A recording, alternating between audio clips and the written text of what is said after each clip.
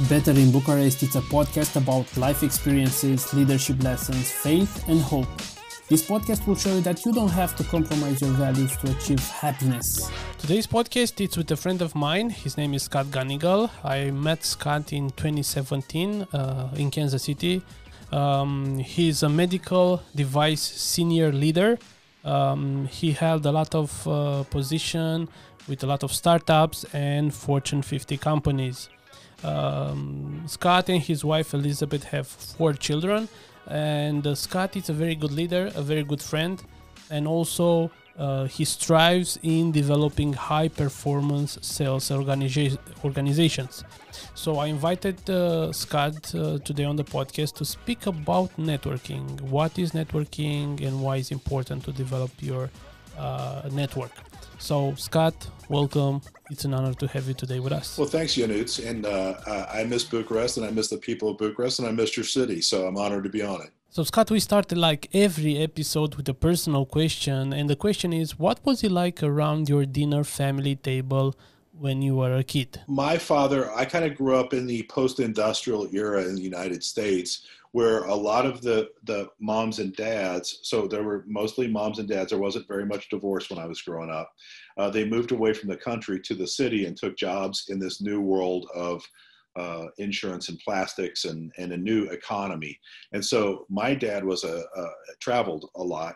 His job required him traveling a lot. So when he was home, it was always a rich time of engagement and exchange, with the day, and most of the mothers at that time stayed home with the families. And so my mom was a homemaker here in America. And so she was around the house much of the time. So dinner was a place where all the family gathered around and had good conversation. And Scott, what did you learn from your parents, from your mom, from your dad? I'm curious. I learned a lot from both of them. I learned privilege was earned and not given. And it was a difficult conversation because I was not an easy kid. But I learned from that hard work allowed you to have certain privileges that you might not ordinarily have. I also learned the gift of treating people with dignity and respect, and all people. And that was a great gift that they gave me. Scott, you are originally from Cincinnati, Ohio, and I know you have a special chili in that area. Can you share more about this? So I know we have an international audience here, but there's a brand of food called Cincinnati style chili. And Cincinnati style chili is unique. If you've ever had chili, I don't know if chili is common in Europe, but Cincinnati style chili was brought over by the Greek immigrants that settled in the Cincinnati area. And they used a unique combination of chocolate, cinnamon, and other spices to make this wonderful concoction that's served over a bed of spaghetti with a large helping of cheese, and you can add beans or onions, and it's fantastic. So we were raised on that. So Scott, I know you have a famous saying, network equals net worth. So what's the story behind this saying? I want to know. Yeah, so it's a phrase that I coined. I don't know anybody. I'm sure somebody else has used it, but I've used it with my children all along because I believe that people you meet along the way, that none of us arrive with a gift, with a set of skills and gifts. They're developed or learned or mirrored off of people that we come in contact with in our lives that make us better. And I think that I'm of the belief that that group of people should be categorized in a Dewey Decimal System in your own internal library, that you can think in your head, that I can reflect back that if I run into a situation with electrical engineering, that, oh, Yonanuts is an electrical engineer. I can call him and he can help me with this problem that I myself can't solve. So, where some people might go online and do YouTube or LinkedIn or whatever, I call it live LinkedIn. And that is the personal interaction you've developed over time by investing in an interpersonal relationship with those with whom can round out your own edges and can add things to your own mix. So I believe that through that experience, those same people and that interdependency on one another can also call on you for gifts that you have, because we're all made uniquely, as you well know, and we all have special gifts. You've got something that you can do that I could never dream of doing. I'm the same way, but we're not all going to have everything, but all of us together can have something great. So I believe that if you can use it for good or evil, and or profit or capitalism. And I think that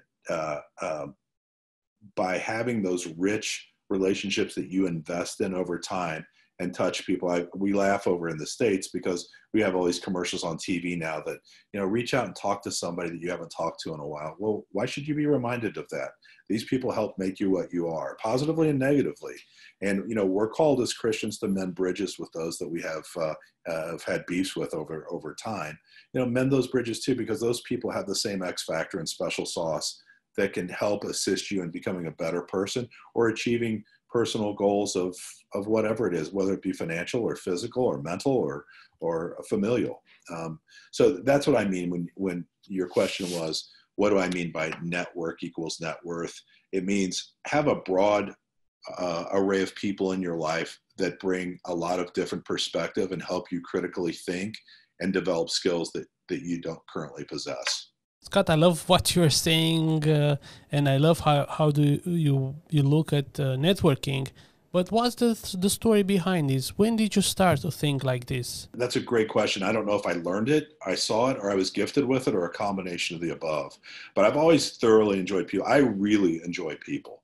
And people, there are millions of people that say, well, I like people too. Do you like people, or do you like knowing people's stories? And I like to know people's stories because through the stories, I believe there's a rich fabric of connection. And when you connect with people, you become more human. And when you become more human, you can empathize better. And so I think that that's a great question and a fair question. I think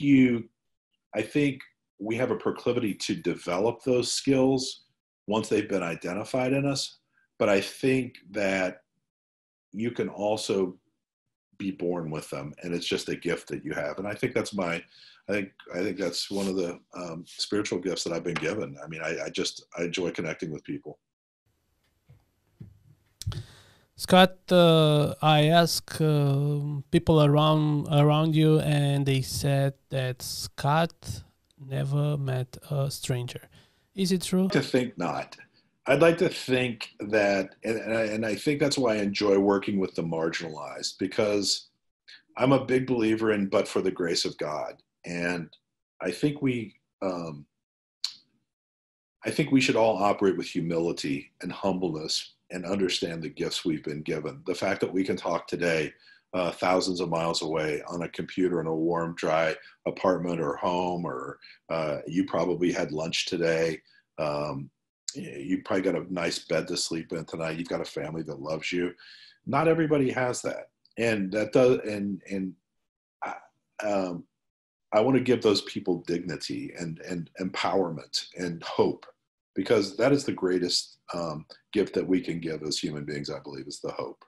Scott, I know that you are really involved at the food pantry at your church, and every Saturday you go out and help people who don't have much. So can you share for the Romanian audience what is a food pantry and why do you go there? Yeah, one of the amazing things, Yonuts, and we've had this conversation before, I think the misconception about America is America of decades ago. We have struggle in America today. There are 30 million Americans out of work today. And that has put a burden on also the fracture in the supply chain that's occurring all over the world is a real thing. So there are people that are on the margins that aren't able to get enough food or basic supplies or health care.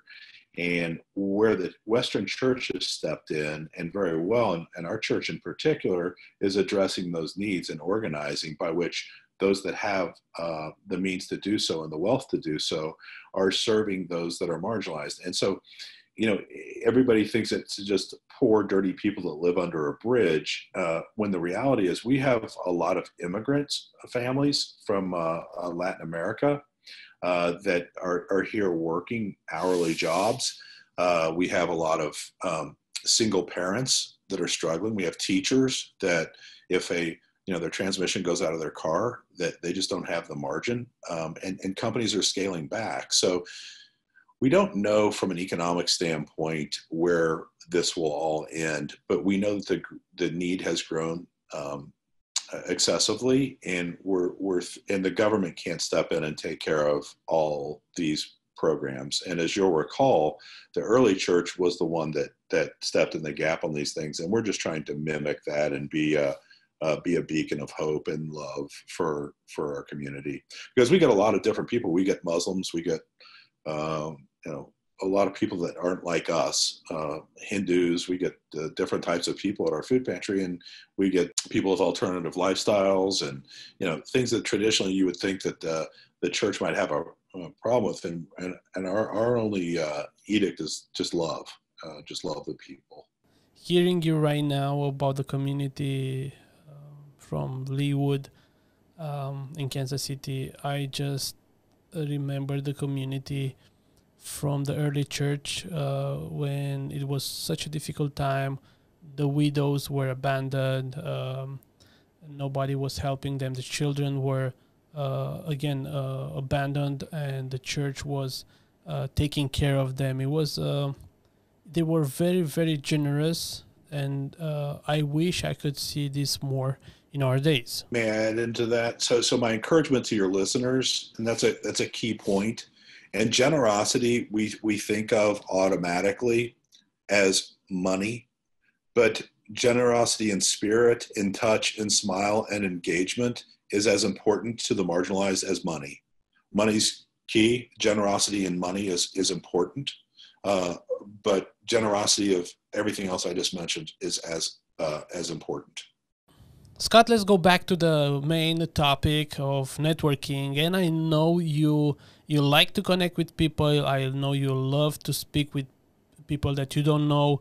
And because of your job, you travel a lot. So I imagine you met a lot of people. So I have actually 2 questions for you.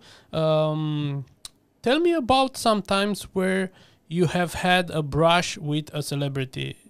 And the second one is, did you have a chance to talk with them? If so, what did they say? Oh, that's a great question. So probably my funniest celebrity story was I was in an elevator in New York, and I was coming out of the elevator. The elevator in the hotel went down. The doors opened. It was right across from Central Park, and a man walked on. He had a coffee and a stocking cap on. Looked like he'd been running over in Central Park.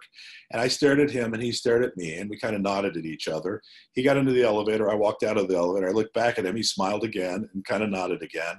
And just as the elevator doors were shutting, I realized it was Russell Crowe. Russell Crowe from Gladiator and I don't know, all these movies and so forth. But I'm trying to think of one a celebrity run-in where I've actually spoken to the person. Well, it's a celebrity that most of your constituency probably wouldn't know, but there was a lady on an airplane that I was talking to. Well, here's one that you might know. I was flying to Newark, New Jersey with a mezzo-soprano, an opera singer by the name of Joyce DiDonato, and I know she's famous worldwide. She's actually from Kansas City, but she's very famous in Italy. And she was scoring music, and I was sitting next to her, and I said, do you need some help scoring this sonata? And she said, I don't, but are you a musician? And I said, well, no, but I thought I could help you. And well, she started laughing. And so we started talking about, just her travels around the world and how she's seen as a superstar in Europe because of her gift. But in America, opera is not as well known or respected, so she can operate anonymously, for lack of a better phrase, in America. But if she were to land in Paris or Venice, she'd get mobbed in the airport. And so I said, who are you good friends with? And she said that Johnny Depp is actually a huge opera star or opera fan, and he is a big follower of hers, and they travel quite a bit together. So that's my closest to real life story that I can think of off the top of my head. But my experience with those types of people are, as long as you can identify a common ground, and frankly, when you get back to networking, anybody, because we all have a baseline set of needs. We love our family. We love good food. We love to laugh. Everyone loves music.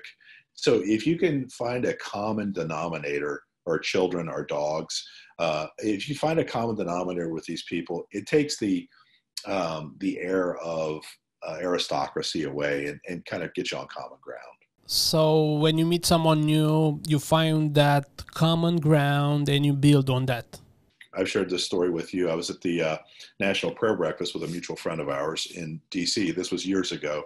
And I was standing in the cab line right behind Barack Obama when he was still a senator.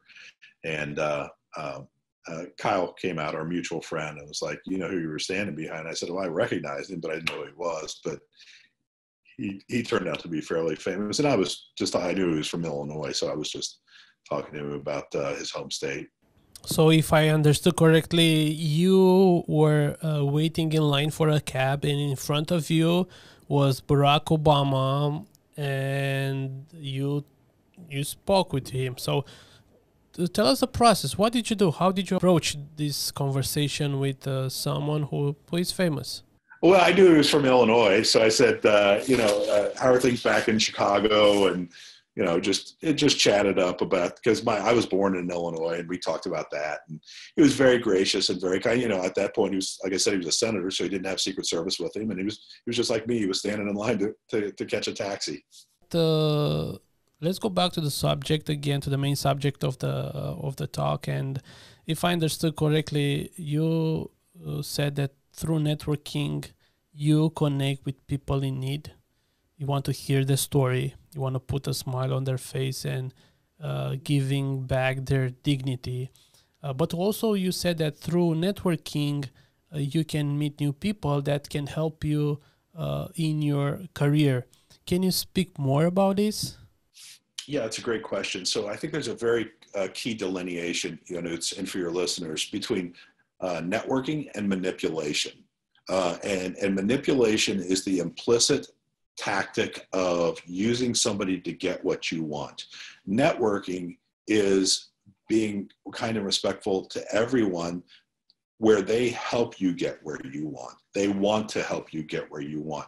And so networking looks like talking to your friend's uncle at a wedding reception to find out what he does and how did he get to where he was, and is his organization looking for your type of talent, and the person that does your hair, do they have a niece that works for IBM in Romania, and would they be interested in someone with a electrical engineering degree, and are they hiring, and who could I talk to? And when the Americans come in and talk at the business school or one of your life events, can I grab a coffee? You had a couple really attentive young people that reached out to our group when we were there to set up time separate from.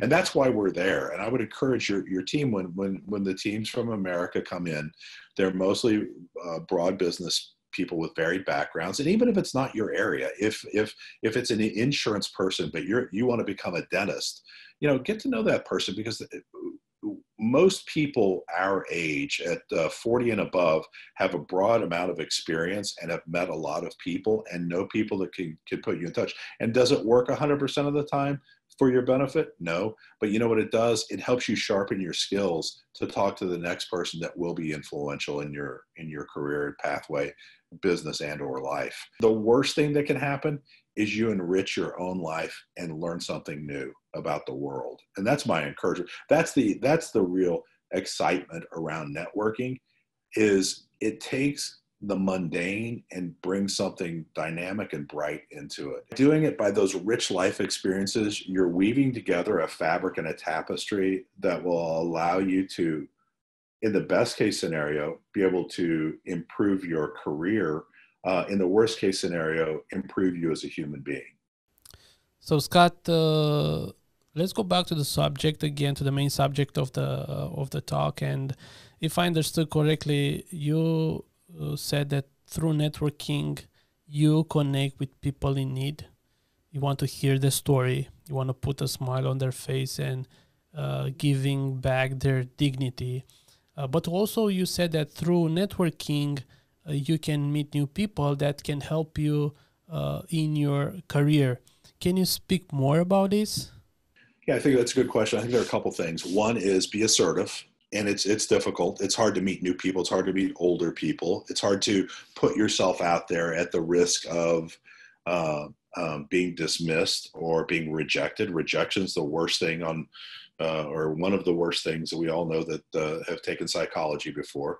But most people are, here's the number one thing. If you're finding out, if you're asking, the one thing that everybody loves to talk about is themselves. So just as we're doing here, you're interviewing me. I feel good. I feel emboldened, like I mean something, because you're asking about me, and I can talk all day about it. You'd ask me for 40 minutes, we're at 45 minutes, because I'm talking about me. People love to talk about themselves. Ask them about them, but do it from a place that you're really interested in. You're not manipulating to get something from it, because you just want to take the time to invest in yourself and learn about something different. It's a live audible book. Everybody has a story. This is my autobiography, and I love to tell it because it's all living in my head, and I want to share it with people. And others are like that too. Everyone's like that. So when you, as a young person, if you're entering a room with older people, just find somebody and say, be humble about it. Look, I'm 19 years old. I'm 20 years old. I come from a small town. I don't, I really don't even know where to start.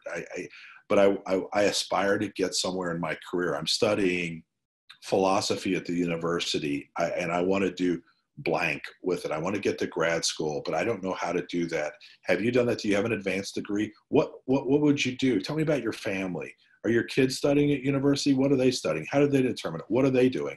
It's the who, what, where, why, how much, those types of interrogative types of questions. But don't ask it to not listen. Ask it to take notes, have a notepad. Let them know that you're really trying to engage with them and you're respecting their time and their wisdom. I think those are some key points. This is great stuff, Scott. I wish someone told me the same things when I was in college. But that's it. So we are at the end right now. If you have just a final word, the floor is yours. I just want to hear it. Yeah, so the thing that I would share with your students, because I'm a father, as you know, Yunuts, and I've got a 25-year-old, a 23-year-old, a 21-year-old that's at university, and a 16-year-old that's going to be going soon. She'll be a senior in our secondary high school next year, and after that, she'll go to our university. So what I would tell your listeners is what I tell my own children, and that is perseverance. The one thing, perseverance and resilience. The thing that our collectively in the world, Romanians, Hungarians, Eastern Europeans, Americans, post World War II have lost through the digital age is persistence and resilience. Everything doesn't happen in a day. Everything is not automatic. Sometimes your internet's going to go down. Sometimes your car's not going to work. Sometimes you're not going to get the job you want. You're not going to date the person you want to date. You're not going to get into the school you want to get into, but you have to keep going. Life is binary. It's zeros and ones, and it moves you along the pathway, and it will land you where it wants you to land. And you have influence over it, but you don't have control over it. Faith beats control. So keep the faith, have the faith, love people hard, and don't quit.